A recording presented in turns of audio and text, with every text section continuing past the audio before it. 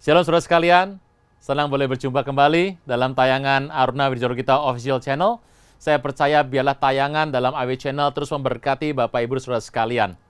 Kita akan segera memasuki tahun 2021 dan saya peringat dengan apa yang pernah diucapkan oleh Raja Daud dalam Mazmur yang juga diambil dikutip dari kitab Samuel dan juga yang mirip dengan apa yang ada di kitab Yeremia, yaitu bahwa Tuhan memperlakukan aku sesuai dengan kebenaranku dan membalas kepadaku sesuai dengan kesucian tanganku. Saya percaya Bapak Ibu, biarlah ini menjadi sebuah tematik yang indah untuk kita bisa memasuki tahun 2021, bagaimana perbuatan kita, kesucian kita, karakter, integritas kita terus akan diperbarui sehingga menjadi segambar serupa dengan Tuhan Yesus. Apapun yang Tuhan buat dalam kehidupan kita, itulah baik dalam kehidupan ini. Kita sudah meninggalkan tahun 2020 yang penuh dengan gejolak, dan biarlah iman kita semakin kuat, semakin maju untuk terus menapak ke 2021 sampai Tuhan datang. Saya percaya bahwa Tuhan memberkati Bapak Ibu Saudara sekalian. Terima kasih buat setiap dukungan doa, daya, dana, dukungan moral, apapun semua komen-komen yang positif, semua masukan-masukan berharga. Saya percaya biarlah ini semua membuat kita sama-sama semakin maju dalam Tuhan. Saya mengucapkan selamat merayakan Natal 2020 dan merayakan Tahun Baru 2021. Biarlah hati kita tetap melekat sama Tuhan. Tuhan Yesus memberkati para pemirsa AW Channel sekalian. Saya percaya bahwa preparation today, eternity tomorrow. Tuhan Yesus memberkati.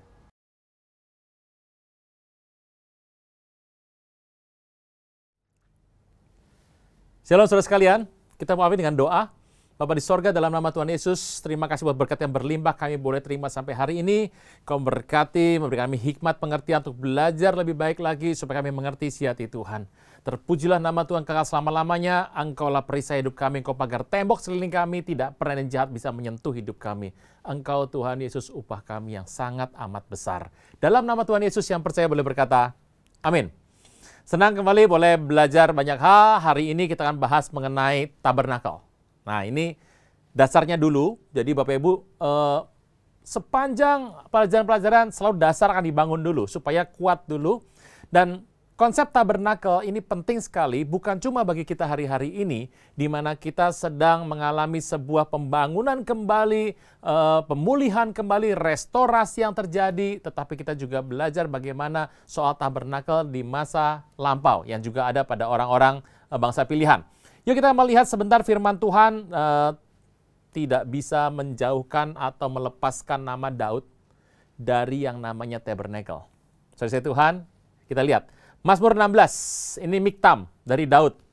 Judulnya bagus sekali, dalam kitab kita ditulis sebagai bahagia orang saleh. Saya percaya bahwa kalau hidup Anda dan saya itu saleh, kita akan berbahagia. Jagalah aku ya Allah, sebab padamu aku berlindung. Aku berkata kepada Tuhan, Engkaulah Tuhanku, tidak ada yang baik selain Engkau. Orang kudus yang ada di tanah ini, mereka orang mulia yang selalu menjadi kesukaanku.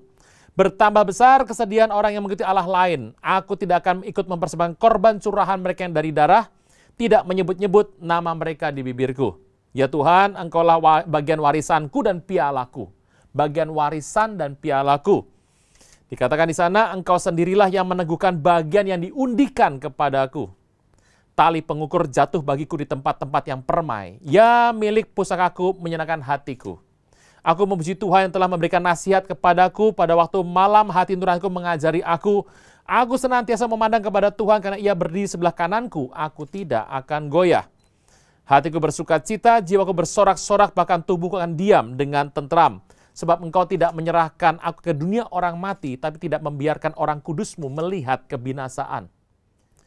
Engkau memberitahukan kepadaku jalan kehidupan. Di hadapan-Mu ada sukacita berlimpah-limpah. Di tangan kananmu ada nikmat senantiasa. Bapak Ibu, yuk kita lihat cerita soal Mazmur 16 dari Daud ini. Ini bicara begitu banyak mengenai situasi nubuatan yang akan digenapi oleh Tuhan Yesus. Kalau Anda melihat firman Tuhan ini, dikatakan bahwa Daud meminta Tuhan untuk jadikan sebagai tempat perlindungan bagi hidupnya. Saudara Tuhan, banyak orang berkata, Pak, Kenapa sih lambang bendera Israel itu adalah bentuknya seperti ini? Nih, gini. Nah, ini kita pernah bahas nih, di channel lain juga banyak nih, bicara mengenai apa lambang-lambang yang ada. Ada yang kemudian memplesetkan ini menjadi sebuah lambang yang seperti ini. Nah, gitu ya. Kemudian lambangnya begini. Nah, ini jadi banyak cerita nih Bapak Ibu nih, gini. Kok bisa gitu tuh, gimana sih ceritanya? Salah satu dasar yang kita akan ngerti sebuah sejarah adalah ini sebetulnya itu diambil dari firman Tuhan. Jadi kalau Anda mengatakan ini kan sebenarnya bukan bintang Daud, ini adalah Magen David. Perisai Daud, orang Israel kalau zaman dulu berperang, karena Daud itu adalah raja mereka, maka menggunakan perisai dengan lambang ini. Bapak Ibu, kalau kita melihat kisah ini, kita tahu bahwa dalam kitab Yesaya. Yuk kita akan melihat kitab Yesaya dan kita akan tahu dari mana lambang itu berasal. Yesaya 11 ayat yang pertama. Suatu tunas keluar dari tunggul Isai, taruknya akan tumbuh dari pangkalnya akan berbuah. Nah kalau Bapak Ibu mengerti kisah tadi, ini sebenarnya diambil dari nama Daud. Nama Daud. Jadi kalau Anda mengerti nama Daud itu adalah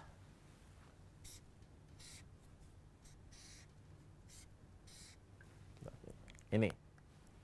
Ini adalah nama Daud. David. Nah, ini pakai begini lah biar Anda gampang bacanya. Oke, David. Ini nama Daud. Tapi ini kan tulisan yang modern. Kalau Anda melihat tulisan yang tipenya lama, itu adalah begini. Ini. Daud. Daud ini. Daud. Nah, ini huruf ini, kita harus melihat huruf yang zaman Paleo-Hebrew. Nah, hurufnya adalah begini.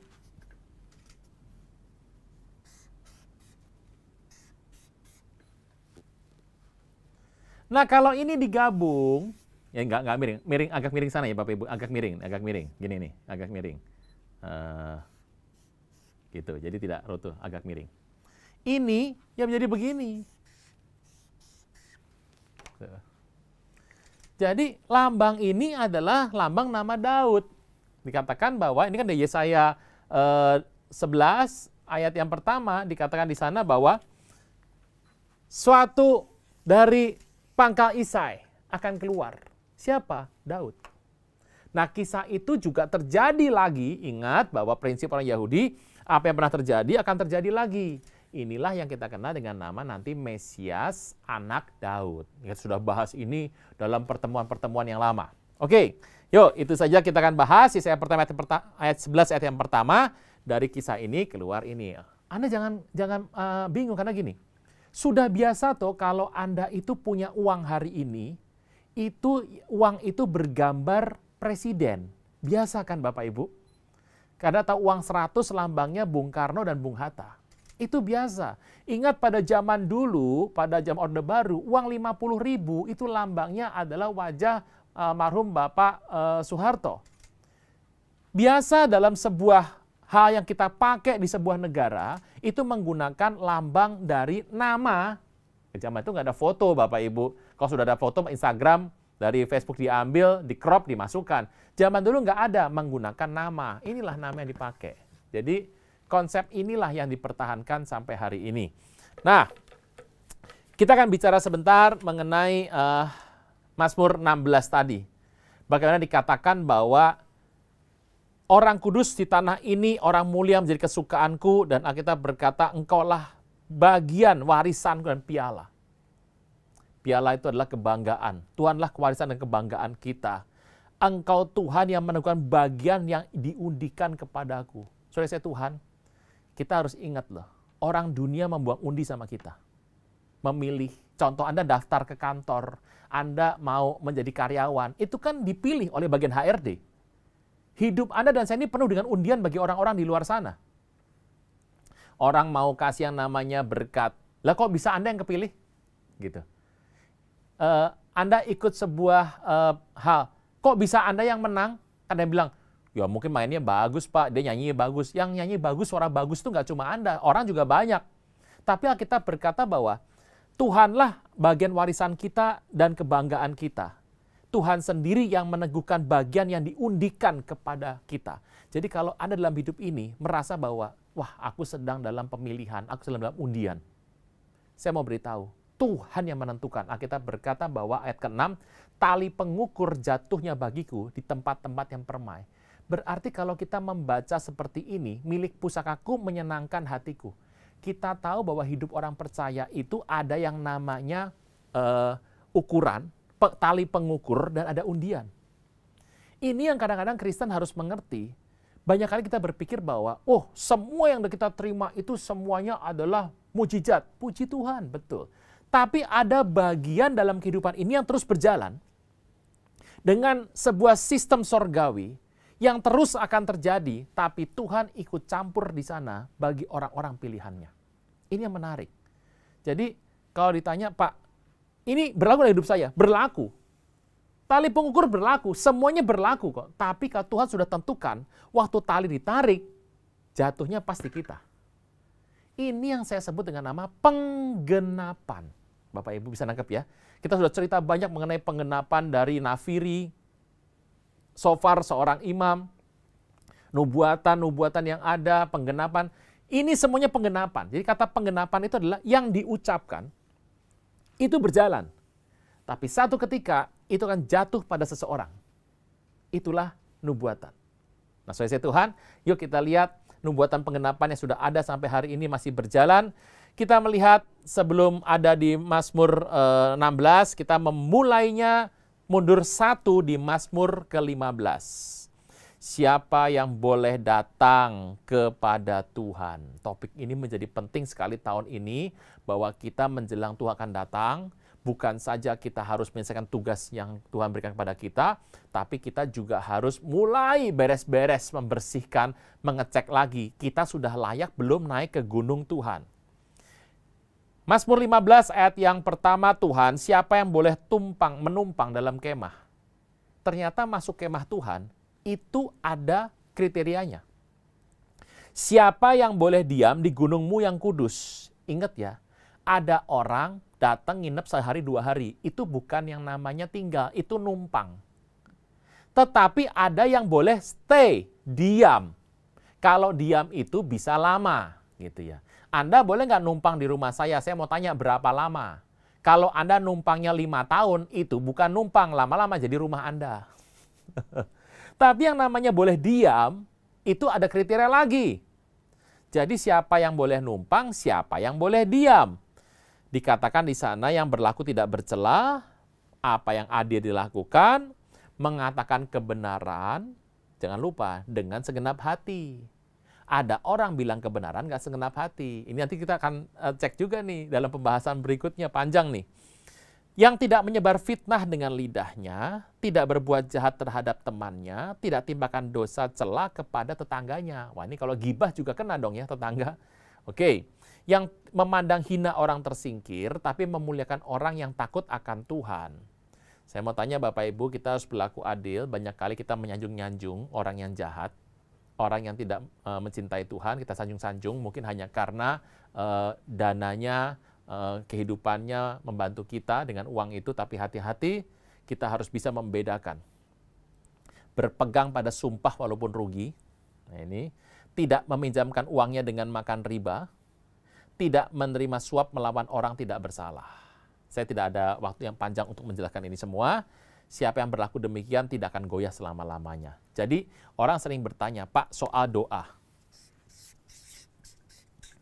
Ini sebetulnya doa itu bagaimana? Doa kita tahu adalah berhubungan dengan Tuhan. Ada yang bilang bicara sama Tuhan. Berhubungan sama Tuhan di sebuah tempat yang utama. Jadi doa itu adalah sebuah perjumpaan dengan Tuhan di tempat yang utama. Central place. Central place. Tempat yang utama. Kenapa? Karena Tuhan terutama. Nah, saudara saya Tuhan, kata ini sebetulnya menggunakan bahasa yang menarik sekali dalam bahasa Ibrani, yaitu adalah Mishkan. Mishkan, maaf. Mishkan. Mishkan. Mishkan. Kata Mishkan itu tentu saja kita tahu ini ada diambil dari ini. Syakan. Syakan atau Mishkan itu ada kata syakan di sini. Ini atau syakan di sini. Nih. Mishkan atau syakan yang artinya adalah dwell atau tinggal. Nah, saudara saya Tuhan, kata syakan itu artinya tinggal. Ini kembali seperti apa saya bilang tadi dalam Mazmur, siapa yang boleh diam di gunung kudus Tuhan. Nah, kalau kita melihat, ternyata kata doa bicara dengan Tuhan di tempat yang utama. Kata tempat berarti ada sebuah lokasi di mana terjadi perjumpaan yang namanya meeting, Bapak Ibu. Meeting itu minimal ada dua pihak, dua orang. Kalau sendiri namanya kesepian. Nah, yang namanya meeting itu pasti minimal dua orang. Ada pihak satu dan pihak kedua. Oleh karena itu perlu sebuah tempat.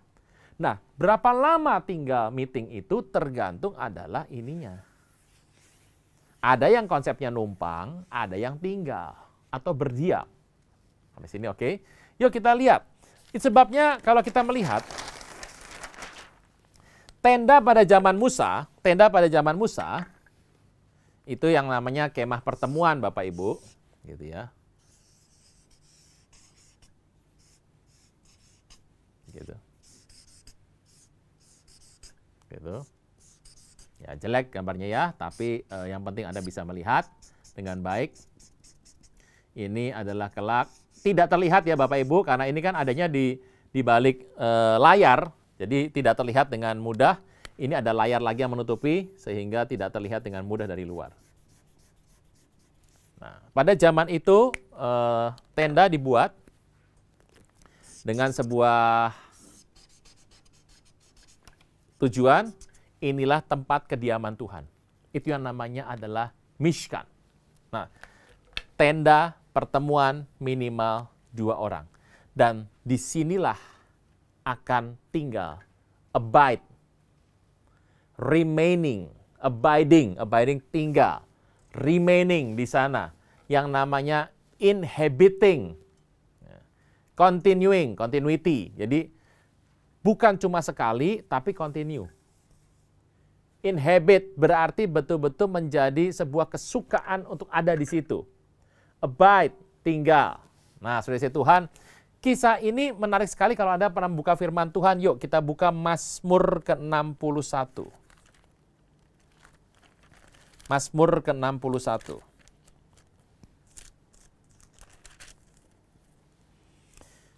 Kita lihat ayat yang kelima. Mazmur 61 dikatakan lala, Daud mengatakan, biarlah aku menumpang dalam kemahmu untuk selama-lamanya. Nah, ini menarik nih, numpang tapi selama-lamanya gitu ya. Ya sama aja tinggal itu ya. Biarlah aku berlindung dalam naungan sayapmu. Saudara Tuhan, konteks kata tabernakel, Mishkan itu tabernakel. Jadi kalau kita lihat kata Mishkan, inilah tabernakel.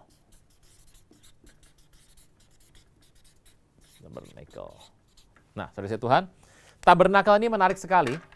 Ini toh yang disebut dengan tabernakel zaman Musa, tempat tinggal tabut. Ingat, tabut merepresentasikan yang namanya kehadiran Tuhan. Nah, kata syakan artinya tinggal. Jadi tabut ini harus stay di sini. Nanti dibawa lagi jalan, ada tempat stay.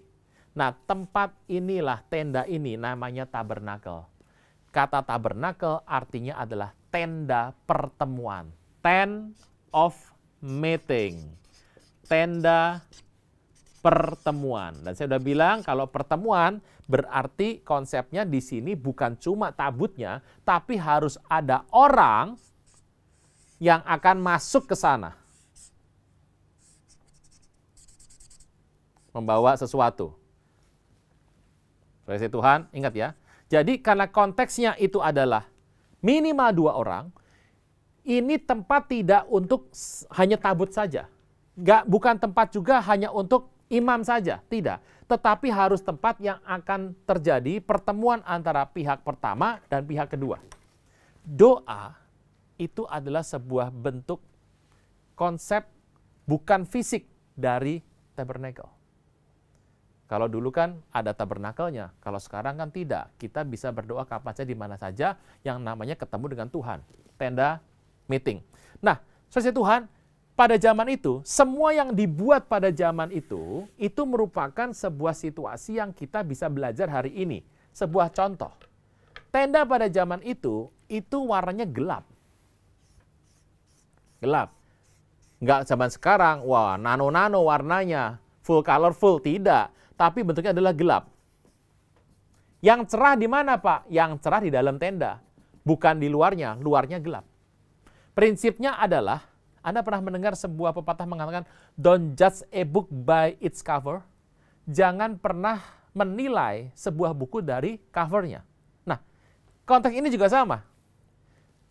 Do not judge a tent by its color.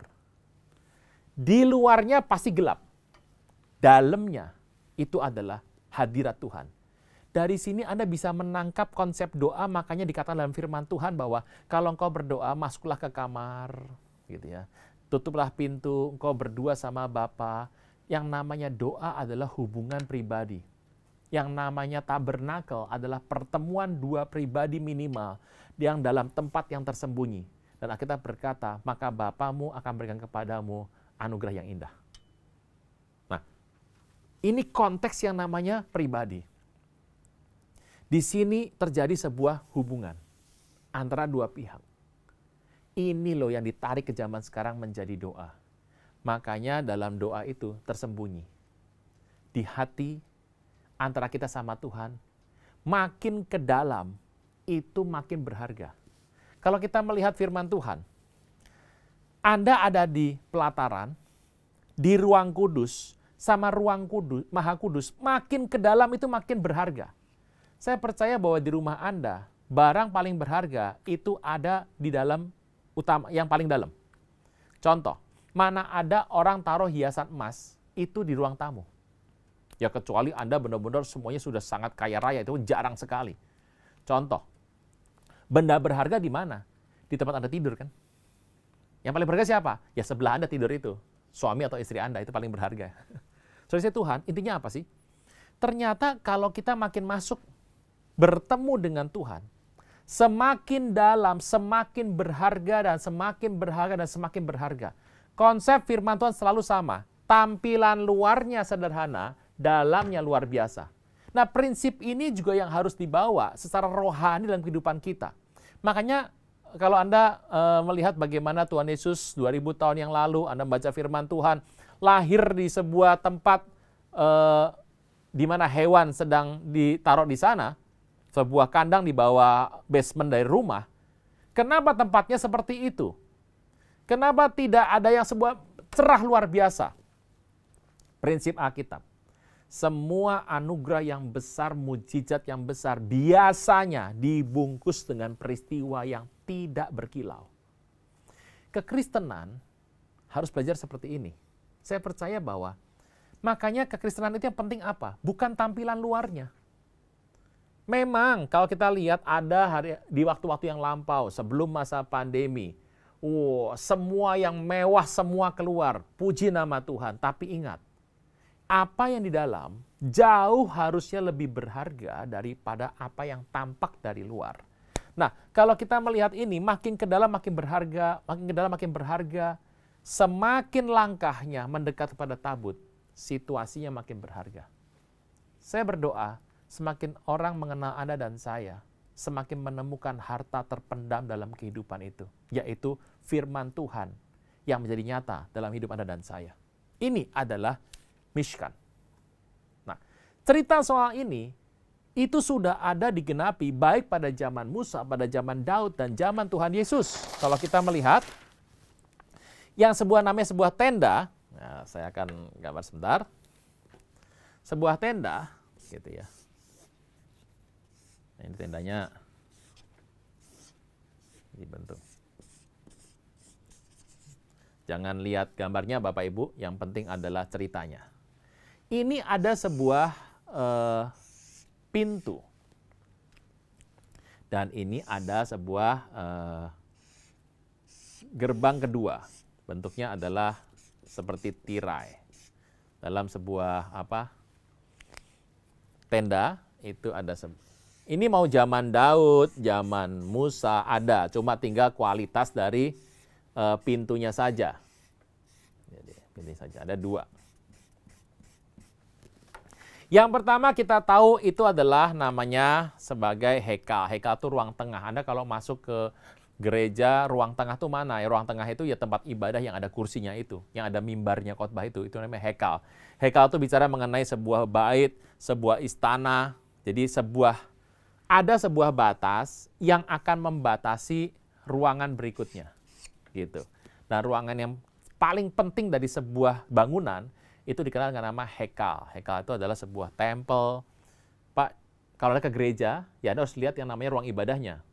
Kalau Anda nggak lihat ruang ibadahnya, namanya halaman. Gitu ya. Anda harus lihat, oh ini tempat ibadah, itu hekal, tempat utamanya. Tetapi nanti akan Anda lihat lagi yang namanya sebuah gerbang.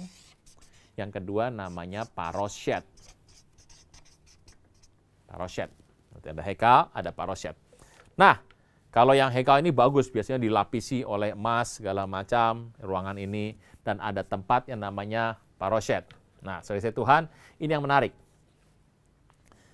Paroshet ini bentuknya apa sih? Kalau zaman Tuhan Yesus itu adalah bentuknya kain. Kain, gitu. Kain. Kalau ini bentuknya lebih kepada sebuah pintu. Pintu yang lebih solid. Lebih solid. Oke. Lebih solid.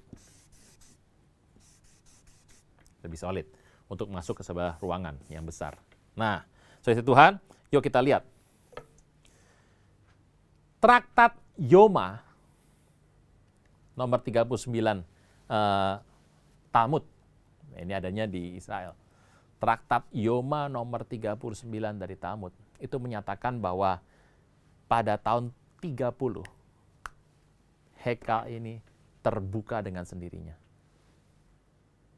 Dan setelah itu paroshet ini sobek. Peristiwa ini terjadi apa, Pak? Kita akan melihat. Yuk kita buka Matius 27. Matius 27. Saya baca ayat 50. Yesus berseru dengan suara nyaring dan menyerahkan nyawanya. Matius 27 ayat 50 dan 51. Dan lihatlah tabir bait suci, 18 meter tingginya, 60 kaki kira-kira, paroshet. Terbelah 2 dari atas sampai ke bawah dan terjadilah gempa bumi dan bukit batu terbelah, kuburan terbuka, orang kudus bangkit. Dan setelah kebangkitan Yesus mereka keluar dari kubur dan masuk kota kudus Yerusalem menampakkan diri kepada banyak orang. Jadi yang terjadi adalah, wow, ininya terbuka, itu kira-kira pada kurang lebih pada tahun 30 Masehi. Terbuka sendiri dan sobek sendiri. Tent of meeting yang dibuat dari zaman Musa beralih kemudian ke zaman Daud, Daud ke zaman Salomo, kejayaan Salomo kemudian rusak, dibangunlah bait suci yang kedua, selalu ada yang namanya pintu menuju ruang utama hekal dan ada paroshet yang untuk menuju kepada tabut. Dan apa yang terjadi hari itu? Tahun 30 semuanya terbuka. Pada peristiwa apa itu? Pada peristiwa sekitar masa sengsara dan kematian Tuhan Yesus. Terbuka semuanya, jalan sudah terbuka. Dari mana ayat Matius 27 itu bisa kita lihat sebagai sebuah penggenapan? Dari Mazmur 24. Kita buka firman Tuhan, Mazmur 24, ayat yang ke-7. Angkatlah kepalamu hai pintu-pintu gerbang.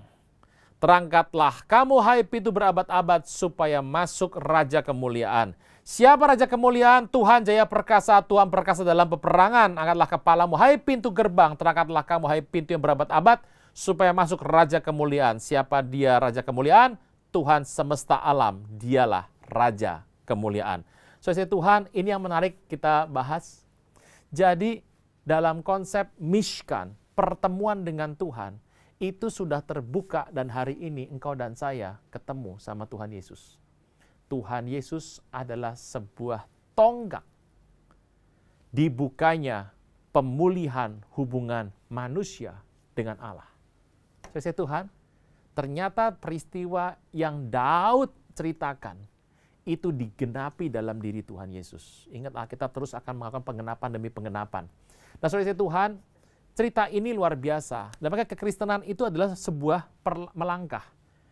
Banyak prinsip kekristenan yang mungkin agak beda kalau kita melihat yang terjadi pada masa-masa bagi orang Yahudi.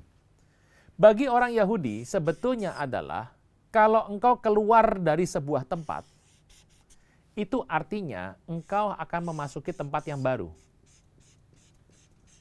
Jadi kata untuk keluar itu adalah sekaligus urutan yang dipakai untuk memasuki sesuatu. Jadi meninggalkan, leave adalah sama dengan start to enter. Orang Israel keluar dari Mesir. Untuk memasuki mana? Keluar dari Mesir untuk masuk pendewasaan di padang gurun. Dari padang gurun, mereka keluar untuk masuk kepada tanah terjanji. Jadi kehidupan yang terus akan berurutan. Konsepnya adalah estafet terjadi. Makanya kekristenan itu tidak pernah dalam kehidupan dia keluar dari sesuatu dan dia berhenti. Tidak pernah. Selalu harus memasuki rencana Tuhan berikutnya. Itu yang namanya sebuah estafet. Nah, saudara Tuhan, makanya kalau Anda melihat di Indonesia ini banyak jalan. Gitu, ada yang bilang banyak jalan menuju ke Roma. Itu adalah pepatah bilang begitu. Ada yang mengatakan, ini jalan apa? Oh, Anda tergantung jalannya. Kalau lurus ya jalan lurus.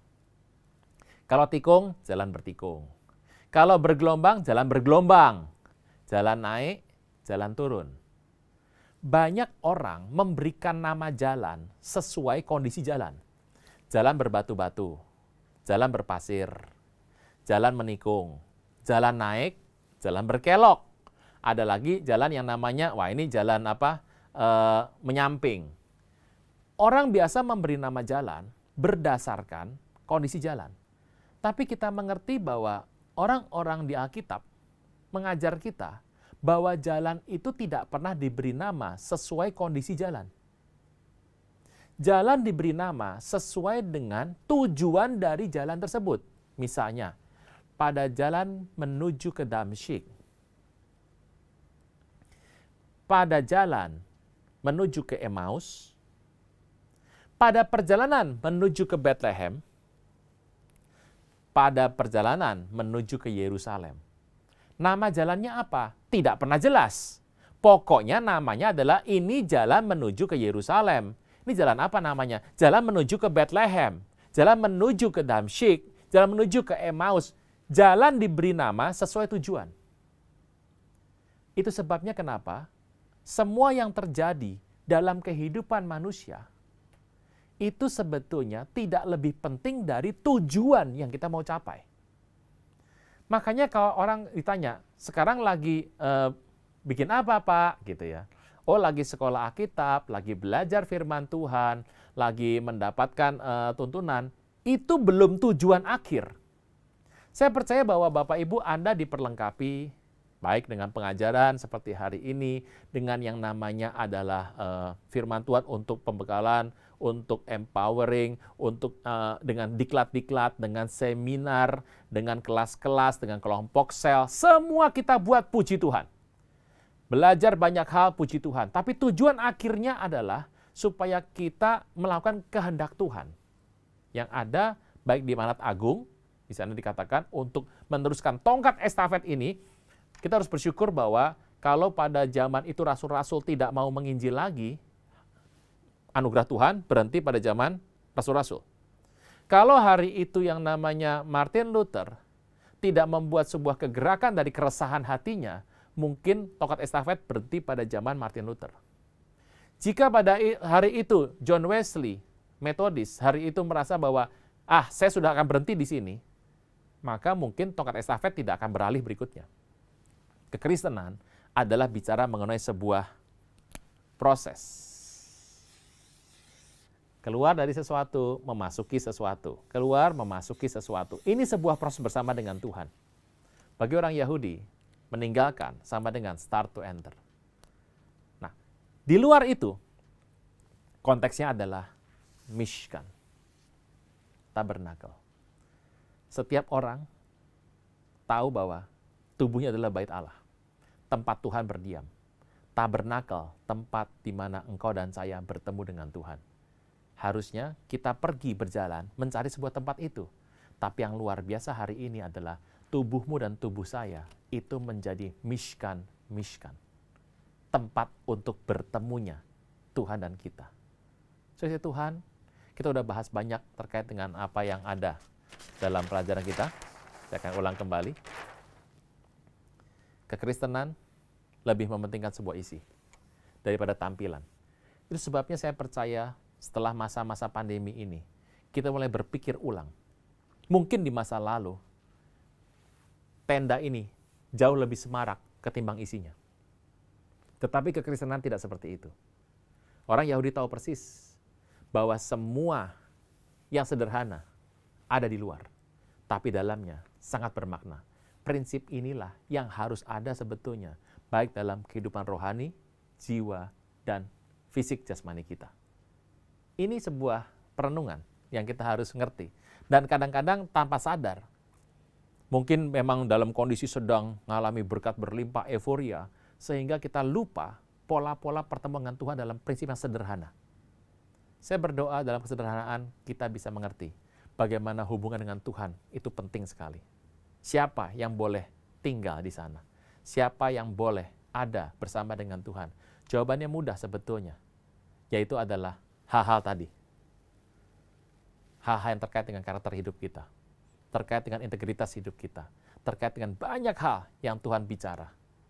Dan saya berdoa, hidupmu dan hidup saya tetap jadi Mishkan bersama dengan Tuhan Yesus. Sebelum kita tutup, ada satu ayat yang luar biasa. Ibrani 4 ayat 16. Sebab itu marilah kita dengan penuh keberanian menghampiri tahta kasih karunia supaya kita menerima rahmat dan menemukan kasih karunia untuk mendapat pertolongan kita pada waktunya. Renungkan baik-baik. Supaya kita menerima rahmat dan menemukan kasih karunia untuk mendapat pertolongan kita pada waktunya. Pertolongan Bapak Ibu ada waktunya loh Bapak Ibu. Itu hanya bisa kita pahami.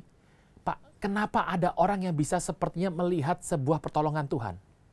Dia yakin banget dia bisa melihat. Iya, karena dia sudah melihat, dia yakin. Dia sepertinya bisa membaca tanda kutip. Jawabannya mudah. Karena dia sudah menghampiri tahta kasih karunia untuk menerima rahmat dan menemukan kasih karunia itu. Kekristenan, saya akan ulang kembali, adalah bicara hubungan yang dalam sama Tuhan. Dari sini sebetulnya kita bisa mulai berpikir. Yang banyak gayanya Bapak Ibu. Kadang-kadang mungkin isi tendanya belum terlalu semarak. Gambar ini memberikan sebuah pemahaman bahwa dalam kesederhanaan bersama dengan Tuhan, ada sebuah kesemarakan dalam hidup kita. Kerajaan sorga bicara mengenai damai sejahtera, sukacita, kuasa, dan kebenaran.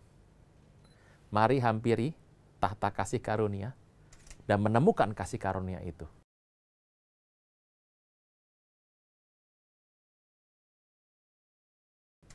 Ke depan, saya percaya kita terus berhubungan sama Tuhan untuk membuat hubungan yang makin intim sama Tuhan, sehingga Mishkan dalammu itu penuh dengan semarak. Bukan glowing dari luarnya, tapi dari dalamnya.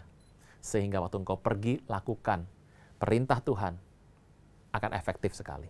Saya berdoa supaya kita makin memahami ini. Daud adalah orang yang memahami seperti ini.